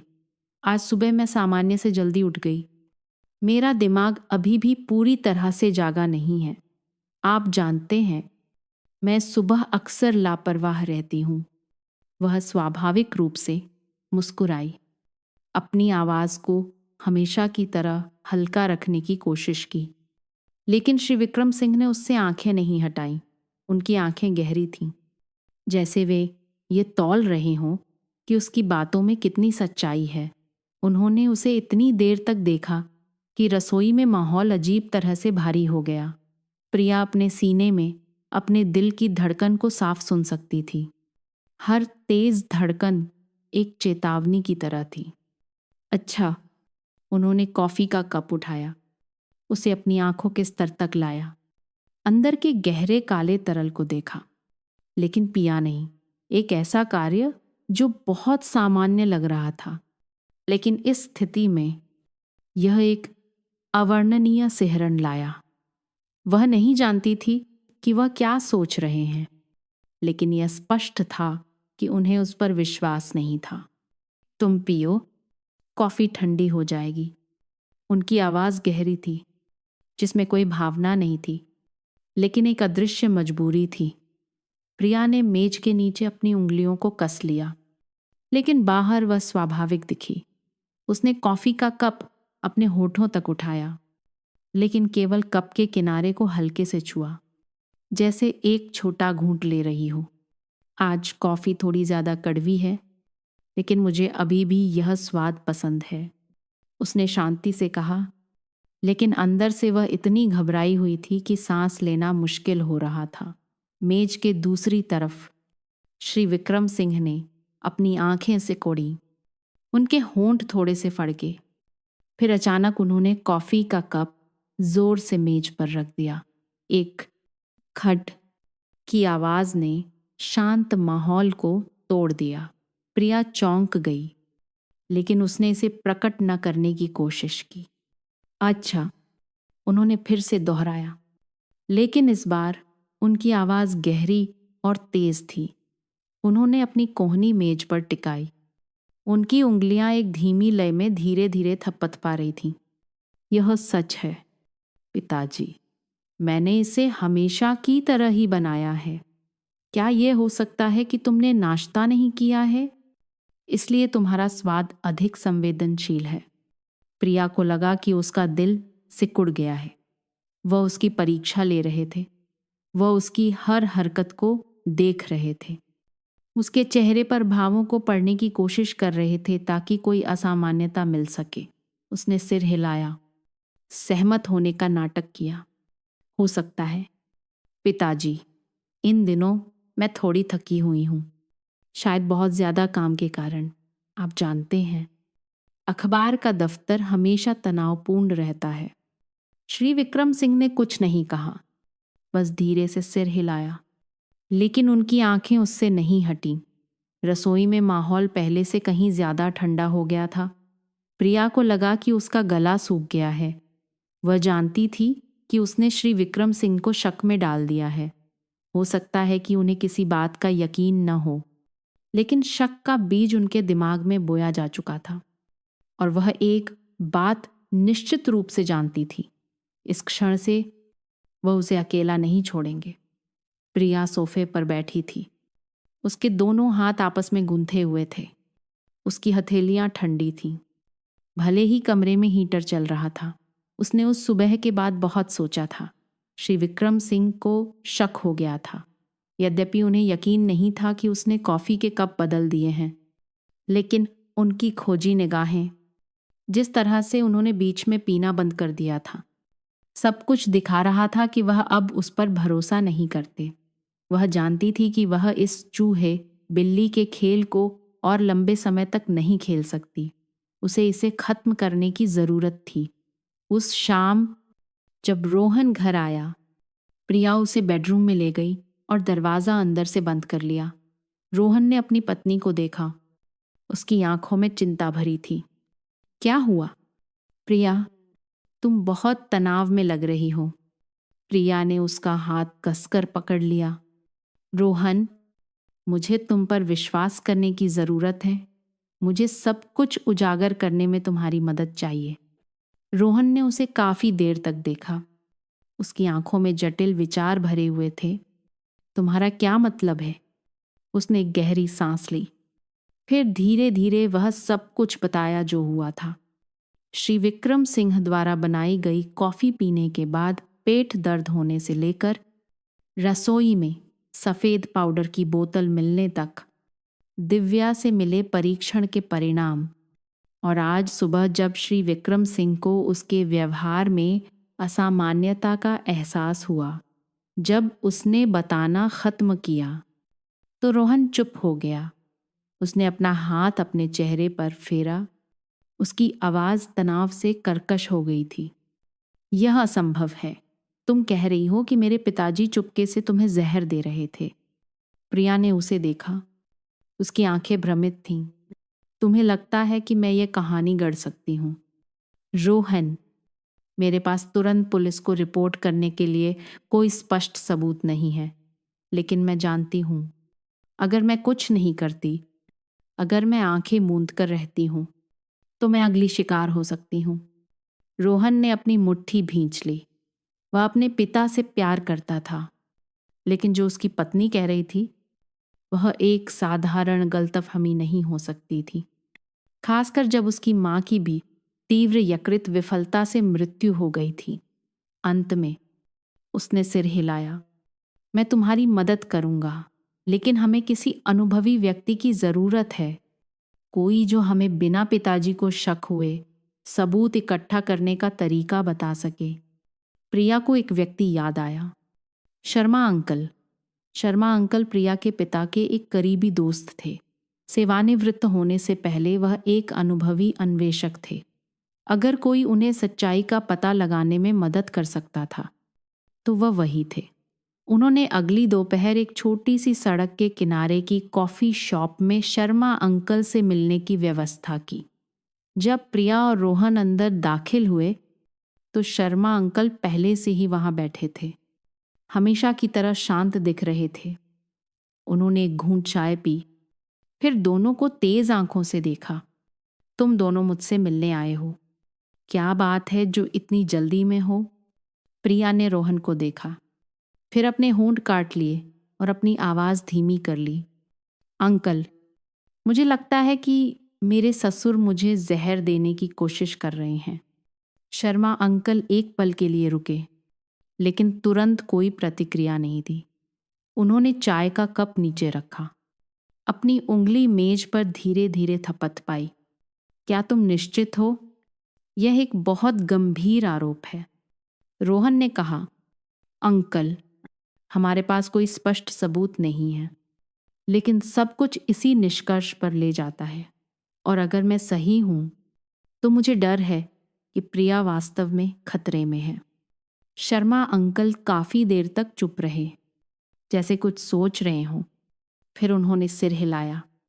अगर ऐसा है तो हमें बहुत सावधानी से काम करना होगा। तुम्हें इस मामले को कानून के सामने लाने से पहले स्पष्ट सबूत इकट्ठा करने की जरूरत है। हम सिर्फ अंतर्ज्ञान पर भरोसा नहीं कर सकते। प्रिया ने अपने हाथों को कसकर पकड़ लिया। हमें क्या करना चाहिए? अंकल, शर्मा अंकल ने अपनी आवाज धीमी की और धीरे धीरे एक एक शब्द करके कहा, हमें एक वीडियो की जरूरत है जिसमें उन्हें कॉफी के कप में कुछ डालते हुए रिकॉर्ड किया गया हो। अगर तुम्हारे पास ऐसा कोई सबूत है तो पुलिस इसे नजरअंदाज नहीं कर सकती। रोहन ने भौहें सिकोड़ी। आपका मतलब है रसोई में एक छिपा हुआ कैमरा लगाना? शर्मा अंकल ने सिर हिलाया। हाँ, एक छोटा कैमरा जिसे रसोई के एक छिपे हुए कोने में छिपाया जा सके, उस जगह के पास जहां वह कॉफी बनाते हैं। जब तुम्हारे पास वह वीडियो होगा तो बस एक आधिकारिक शिकायत की जरूरत होगी और पुलिस तुरंत कार्रवाई करेगी। प्रिया को लगा कि उसका दिल जोर से धड़क रहा है। यह एक साहसिक योजना थी, लेकिन यह उसका एकमात्र मौका हो सकता था। रोहन ने अपनी पत्नी को देखा। उसकी आंखों में दृढ़ संकल्प था। हम ये करेंगे, हम सबूत इकट्ठा करेंगे, और जब सही समय आएगा तो हम पिताजी को कानून के सामने लाएंगे। शर्मा अंकल ने सिर हिलाया, लेकिन फिर भी चेतावनी दी। लेकिन याद रखना, तुम लोगों को कोई भी ऐसा संकेत नहीं देना है जिससे उन्हें शक हो। अगर उन्हें पता चल गया कि तुम लोग उन पर नजर रख रहे हो तो हो सकता है कि वे फिर से ऐसा ना करें, या वे तुम लोगों से पहले निपटने का कोई तरीका खोज लेंगे। प्रिया ने गहरी सांस ली। वह इस काम के खतरे को अच्छी तरह समझती थी, लेकिन उसके पास कोई और विकल्प नहीं था। वह अब और शिकार नहीं बन सकती थी। उस रात जब श्री विक्रम सिंह सो गए थे, रोहन चुपके से रसोई में गया और सावधानी से रसोई की कैबिनेट के ऊपर के एक छिपे हुए कोने में एक छोटा कैमरा लगाया, ठीक उस जगह के पास जहां श्री विक्रम सिंह आमतौर पर कॉफी बनाने के लिए खड़े होते थे। कैमरा इतना छोटा था कि उसे नंगी आंखों से देखना मुश्किल था, और यह कई घंटों तक लगातार रिकॉर्ड कर सकता था। प्रिया दालान में पहरा दे रही थी। उसका दिल जोर जोर से धड़क रहा था। जब रोहन रसोई से बाहर आया तो उसने राहत की सांस ली। हो गया, अब हमें बस इंतजार करना है। पति पत्नी ने एक दूसरे को देखा। उनके दिलों में तनाव और दृढ़ संकल्प का मिश्रण था। कल वे सच्चाई जानेंगे, और अगर प्रिया के सभी संदेह सही थे तो कल न्याय होगा। प्रिया जल्दी उठी, हमेशा की तरह तैयार हुई, अपने चेहरे पर यथासंभव शांत भाव रखने की कोशिश की।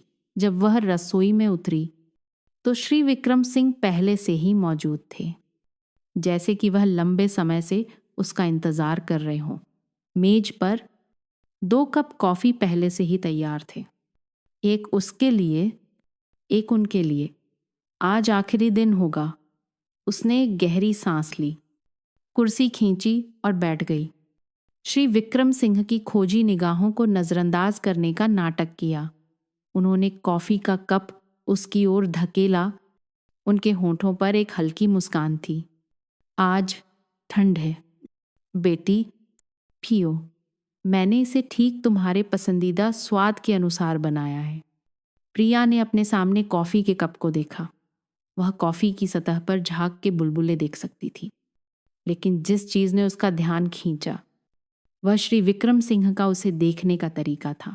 उसने कप उठाया, लेकिन तुरंत पीने के बजाय उसने कॉफी का कप अपनी नाक के पास ले जाकर धीरे से सूंघा। एक अजीब सी गंध थी, ठीक वही गंध जो उसने पिछले दिन कांच की बोतल में सूंघी थी। उन्होंने सच में उसकी कॉफी के कप में कुछ मिलाया था। जाल बिछाया जा चुका था और वह उसमें फंस गए थे। वह मुस्कुराई, जैसे कि उसे कुछ भी पता न चला हो। आज कॉफी की बहुत अच्छी खुशबू आ रही है। पिताजी, क्या आपने नई तरह की बीन्स इस्तेमाल की हैं? श्री विक्रम सिंह ने अपनी आंखें थोड़ी सिकोड़ी, लेकिन फिर भी अपनी आवाज शांत रखी। हाँ, मैंने उन्हें खुद भुना है। पियो, कहीं ठंडी ना हो जाए। प्रिया ने एक छोटा घूंट लेने का नाटक किया, लेकिन वास्तव में उसने केवल कप के किनारे को अपने होठों से हल्के से छुआ। ठीक उसी समय रसोई का दरवाजा खुला। श्री विक्रम सिंह रुक गए। एक स्पष्ट, जोरदार आवाज ने रसोई की शांति को भंग कर दिया। प्रिया ने ऊपर देखा। पुलिस अंदर आ चुकी थी। श्री विक्रम सिंह चौंक गए।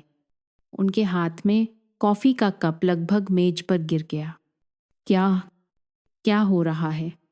उनकी आवाज थोड़ी घबराई हुई थी, लेकिन उन्होंने अभी भी शांत रहने की कोशिश की। एक पुलिस अधिकारी पास आया, एक यूएसबी स्टिक दिखाते हुए। हमारे पास सबूत हैं।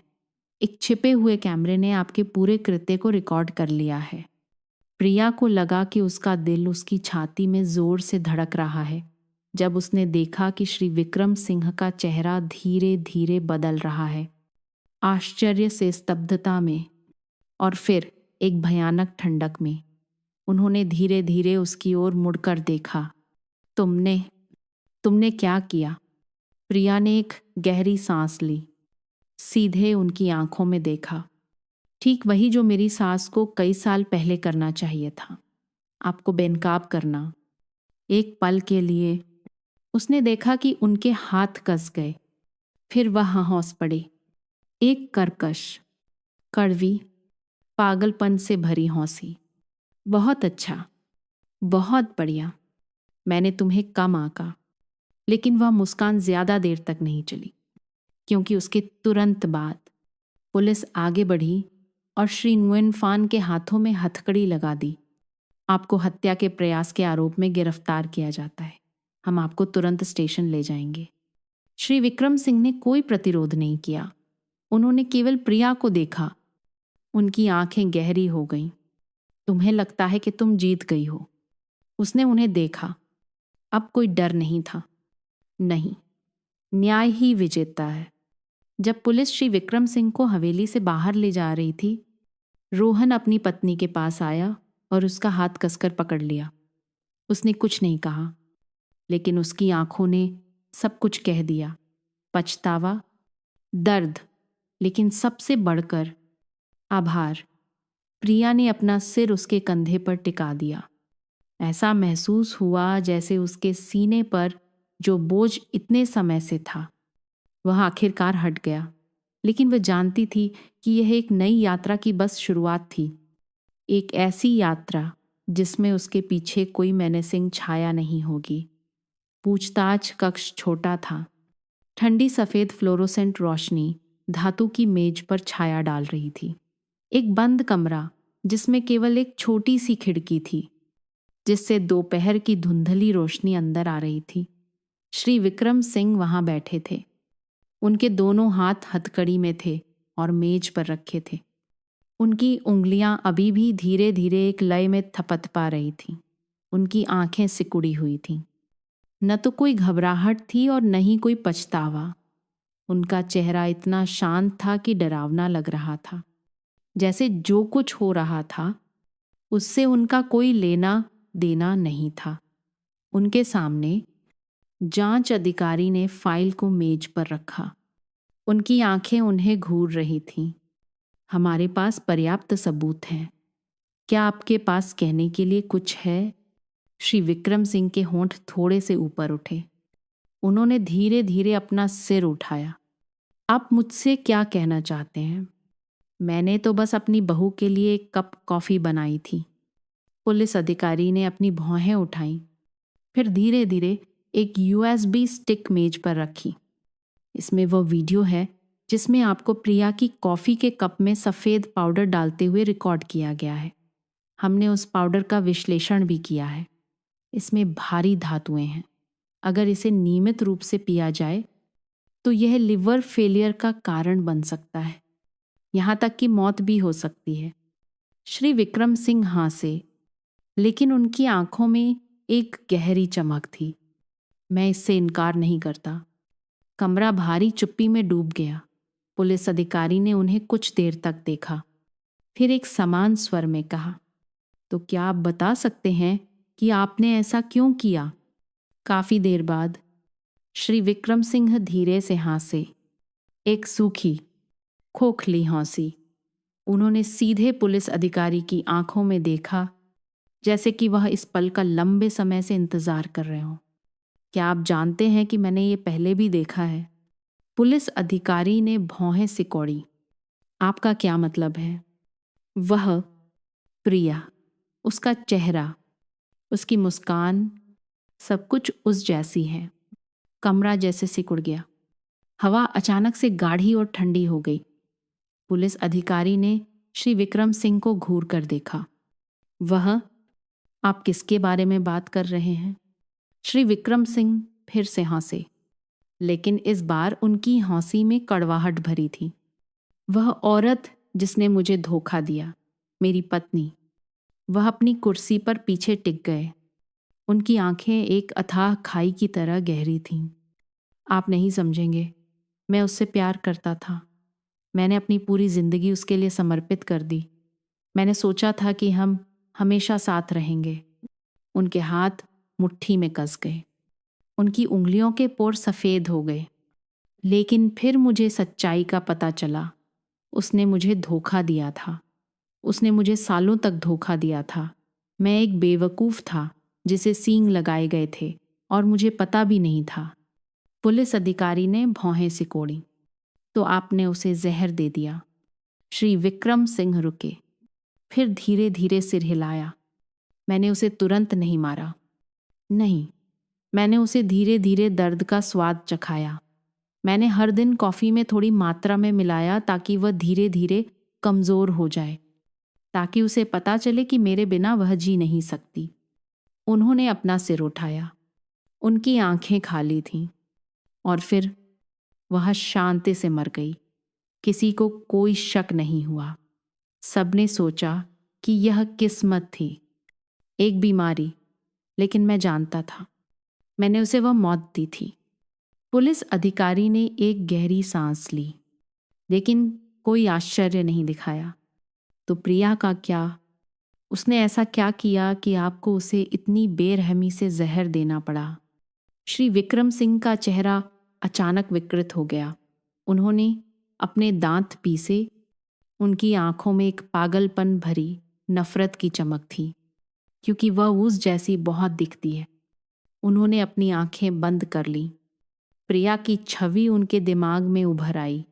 उसकी मुस्कान, उसकी आंखें, उसके बात करने का तरीका, सब कुछ उस धोखेबाज औरत की याद दिलाता था। जिस दिन वह पहली बार इस घर में आई, मैं जानता था, मैंने देखा था, मैंने महसूस किया था। उनकी आवाज़ कांप रही थी। यह स्पष्ट नहीं था कि ये गुस्से से थी या दर्द से। वह भी रोहन को धोखा देगी। वह मेरे बेटे के साथ वही करेगी जो उसकी माँ ने मेरे साथ किया था। उन्होंने अपनी आंखें खोलीं, सीधे पुलिस अधिकारी को देखा। मैं ऐसा नहीं होने दे सकता था। कमरा फिर से चुप्पी में डूब गया। पुलिस अधिकारी ने श्री विक्रम सिंह को काफी देर तक देखा, फिर धीरे धीरे उठे। श्री विक्रम सिंह, आप अपने जुनून में इतने खो गए हैं कि आपने अपनी सारी समझ खो दी है। हर कोई आपकी पत्नी जैसा नहीं होता। हर कोई उसकी तरह धोखा नहीं देता। श्री विक्रम सिंह फिर से हंसे, लेकिन उनकी हंसी में कुछ टूटा हुआ था। आप क्या जानते हैं? आपने कभी उस भावना का अनुभव नहीं किया है। आपने कभी किसी से इतना प्यार नहीं किया है कि आप सब कुछ करने को तैयार हों, और फिर आपको इतनी कड़वाहट से धोखा दिया जाए। पुलिस अधिकारी ने सिर हिलाया। नहीं, लेकिन मैं एक बात जानता हूं।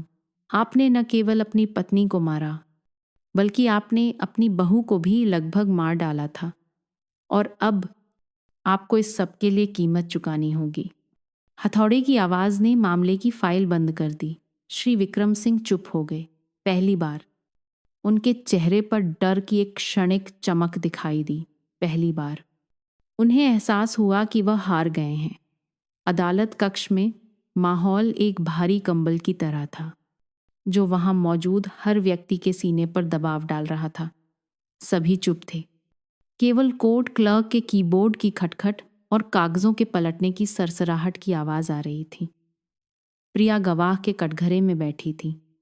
उसके हाथ इतने कसकर भींचे हुए थे कि उसकी उंगलियों के पोर सफेद हो गए थे।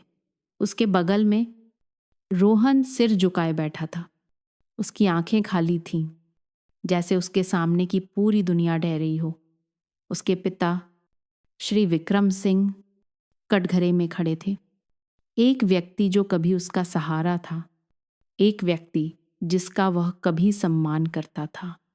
अब वह सिर्फ एक आरोपी था, जो हत्या और हत्या के प्रयास के आरोपों में अदालत के फैसले का इंतजार कर रहा था। न्यायाधीश ऊंचे मंच पर बैठे थे। उनके चेहरे पर कोई भाव नहीं था। उन्होंने अपनी हथौड़ी मेज पर मारी। उनकी स्पष्ट गूंजती आवाज गूंजी। आरोपी गुइनफान के खिलाफ हत्या और हत्या के प्रयास के आरोपों में सुनवाई आधिकारिक तौर पर शुरू होती है। सरकारी वकील उठे। उनकी आवाज गहरी लेकिन तेज थी। आरोपी गुइनफान को अपनी बहू श्रीमती प्रिया को जहर देने के कृत्य के दौरान रंगे हाथों पकड़ा गया था। इसके अलावा जांच के दौरान हमने यह भी पाया कि 5 साल पहले आरोपी की पत्नी की भी तीव्र यकृत विफलता से मृत्यु हो गई थी, जिसमें समान लक्षण थे। पूरे अदालत कक्ष में हलचल मच गई। फुसफुसाहट और चर्चा की आवाजें गूंजने लगीं। न्यायाधीश ने फिर से हथौड़ी मारी।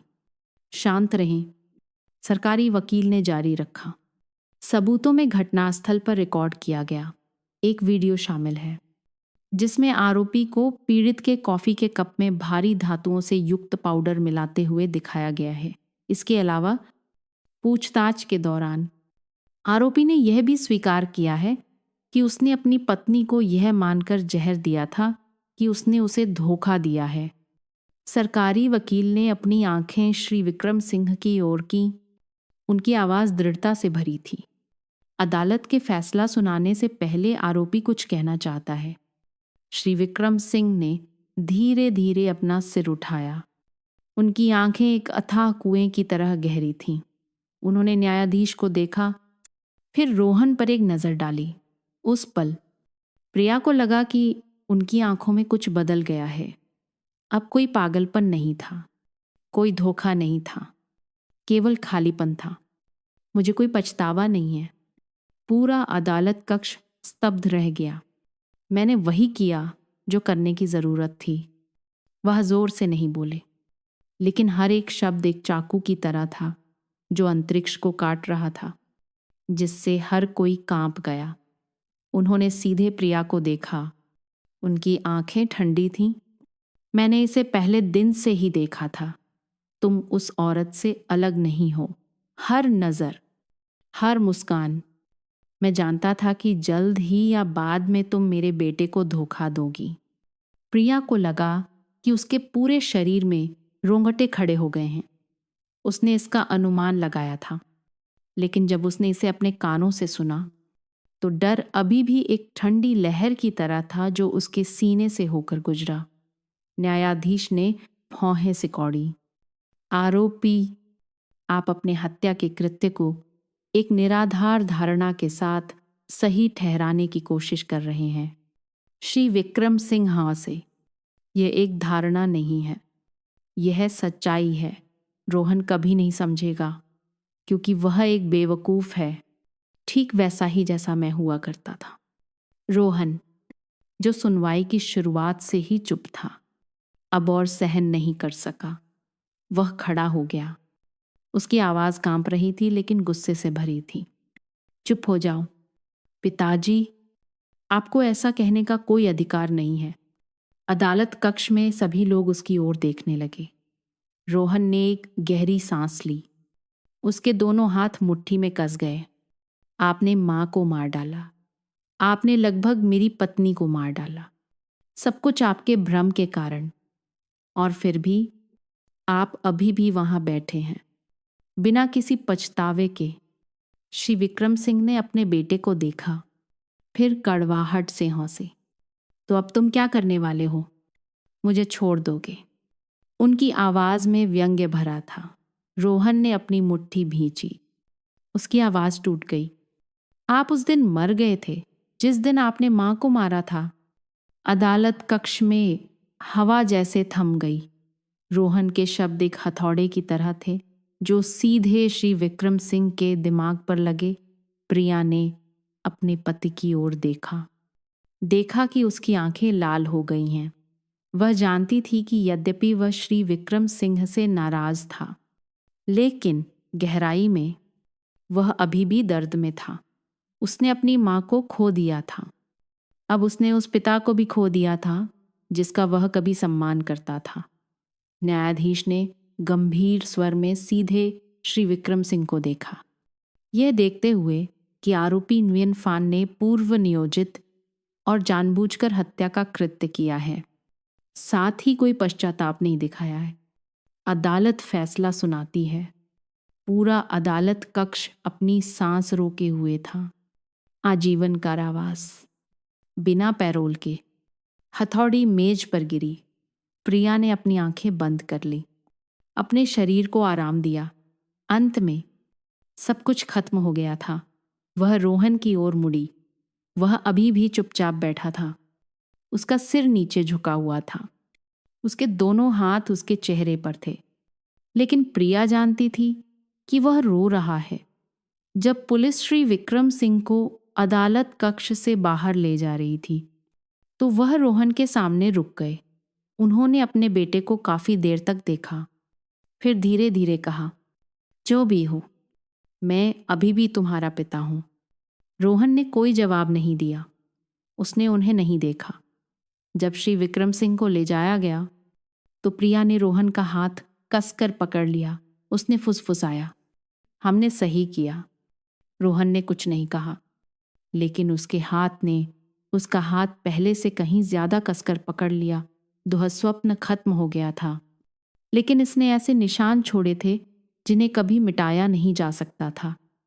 रोहन ने वह सब कुछ खो दिया था जिसे वह कभी अपना परिवार जानता था, लेकिन प्रिया का मानना था कि वे फिर से शुरुआत करेंगे, क्योंकि इस पल से उन्हें फिर कभी अंधेरे में नहीं जीना पड़ेगा। शाम ढल रही थी। सूर्यास्त की लालिमा ने आकाश के एक कोने को रंग दिया था, जो सड़क के किनारे पेड़ों की कतारों से होकर बहने वाली हवा के साथ मिल रही थी। प्रिया कार में बैठी। दूर क्षितिज तक फैले खेतों को देख रही थी। यह जगह धुएं और धूल से भरे शहर और उन भयानक यादों से बहुत अलग थी जिनसे वह और रोहन गुजरे थे। कार एक सफेद रंग के लकड़ी के गेट के सामने रुकी, जो घाटी में गहराई में स्थित एक छोटे से घर की ओर जाता था। रास्ते के दोनों ओर जंगली गुलदाउदी के फूल खिले हुए थे, जिनसे एक हल्की मीठी सुगंध आ रही थी। रोहन ने कार का दरवाज़ा खोला, प्रिया को नीचे उतरने में मदद करने के लिए अपना हाथ बढ़ाया। वह धीरे से मुस्कुराई, अपना हाथ अपने पेट पर रखा। यह वह जगह है जहां हम फिर से शुरुआत करेंगे। क्या तुम्हें यह पसंद है? रोहन ने धीरे से पूछा। उसकी आंखों में उम्मीद भरी थी। प्रिया ने एक गहरी सांस ली, ताजी हवा को अपने फेफड़ों में महसूस किया। वह उसकी ओर मुड़ी, धीरे से सिर हिलाया। यह जगह बहुत शांतिपूर्ण है। मुझे विश्वास है कि हमारा बच्चा एक बेहतर माहौल में बड़ा होगा। रोहन ने उसका हाथ पकड़ लिया, उसे आश्वस्त करने के लिए कसकर दबाया। मैं वादा करता हूं, अब से तुम्हें और बच्चे को कोई भी चीज नुकसान नहीं पहुंचा सकती। लेकिन क्या वह वादा वास्तव में उसके अंदर के डर को मिटाने के लिए काफी था? ग्रामीण इलाकों में पहले कुछ दिन प्रिया के विचार से कहीं ज्यादा शांति से बीते। उसने और रोहन ने मिलकर घर को फिर से व्यवस्थित किया, बरामदे के सामने और फूलों की क्यारियां लगाईं, पुराने कमरों की सफाई की। अब दालान में कोई दबे पांव की आहट नहीं थी, नहीं देखे जाने का एहसास था। सुबह वे एक साथ देहाती लकड़ी की मेज पर नाश्ता करते, कॉफी के बजाय गर्म चाय की चुस्कियां लेते। सूरज की किरणें खिड़की से होकर आती, हर चीज पर एक गर्म पीला रंग डालती। प्रिया ने धीरे धीरे चिंताओं को छोड़ना सीखा, लेकिन वह कितनी भी कोशिश कर ले, कभी कभी आधी रात की खामोशी में वह चौंक कर जाग जाती। उसका दिल जोर जोर से धड़कता। कभी कभी उसे ऐसा महसूस होता जैसे कोई खिड़की के बाहर खड़ा होकर अंदर झोंक रहा हो। हालांकि हर बार जांच करने पर केवल खामोश अंधेरा होता था। उसने खुद को आश्वस्त किया, यह सिर्फ इसलिए था क्योंकि वह बहुत संवेदनशील थी। जो कुछ भी हुआ था उसके बाद, रोहन हमेशा उसके साथ था। उसने उसे उन जुनूनों को भूलने में मदद करने के लिए सब कुछ करने की कोशिश की, लेकिन दुस्वप्न फिर भी आ गया।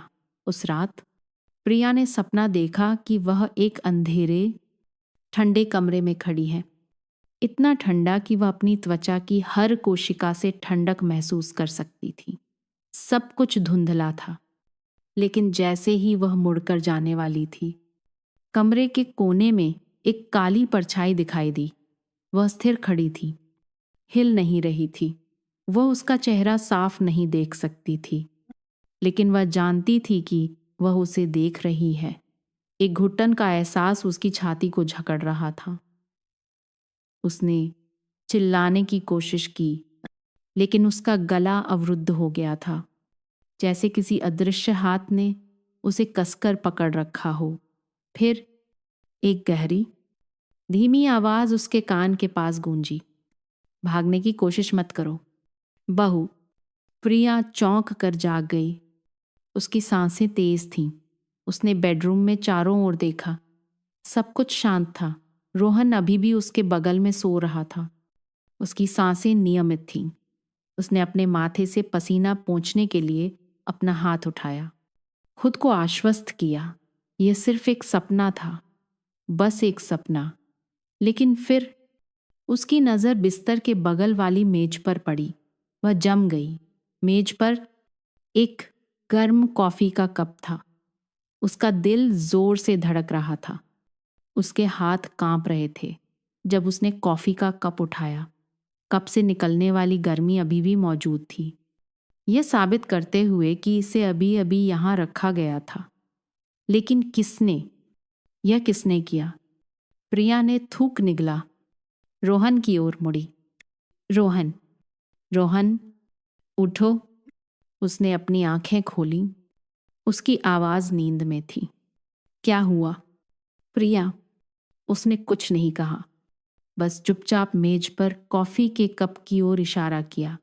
रोहन ने उसे देखा, फिर उसकी ओर मुड़ा। तुमने बनाई? प्रिया ने सिर हिलाया।